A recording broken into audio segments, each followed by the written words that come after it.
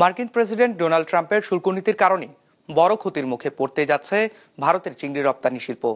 এরই মধ্যে যুক্তরাষ্ট্রে পাঠানো 2000 কন্টেইনার হিমায়িত চিংড়ি চালান নিয়ে বিপাকে পড়েছেন দেশটির চিংড়ি রপ্তানিকারকরা।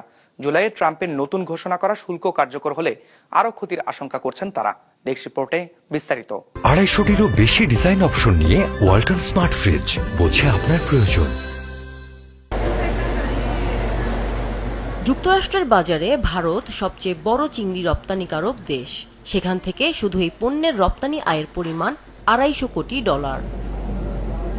প্রতি বছর ভারতের অন্ধ্রপ্রদেশ থেকে হাজার হাজার টন হিমায়িত চিংড়ি যুক্তরাষ্ট্রের নিউ ইয়র্ক, হিউস্টন এবং মিয়ামির বন্দরগুলোতে যায়।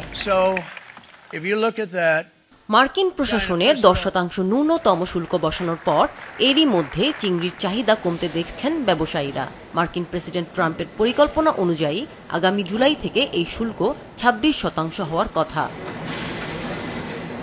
এমন পরিস্থিতিতে ভারতের অন্যতম এই রপ্তানি খাত পড়তে যাচ্ছে হুমকির মুখে। ন্যূনতম শুল্ক 10% আরোপের পর থেকেই রপ্তানিকারকেরা চিংড়ির দাম 10% কমাতে বাধ্য হয়েছেন।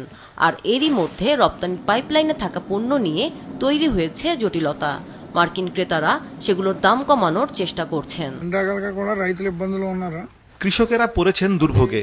সরকার যদি হস্তক্ষেপ করে এবং খাদ্যের দাম ও অন্যান্য খরচের দিকে দৃষ্টিপাত করে তাহলে আমরা টিকে থাকতে পারবো।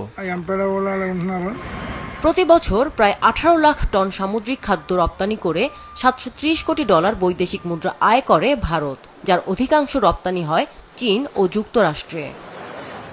আমিনা লুসি, বিজনেস রিপোর্ট, মাছরাঙা টেলিভিশন।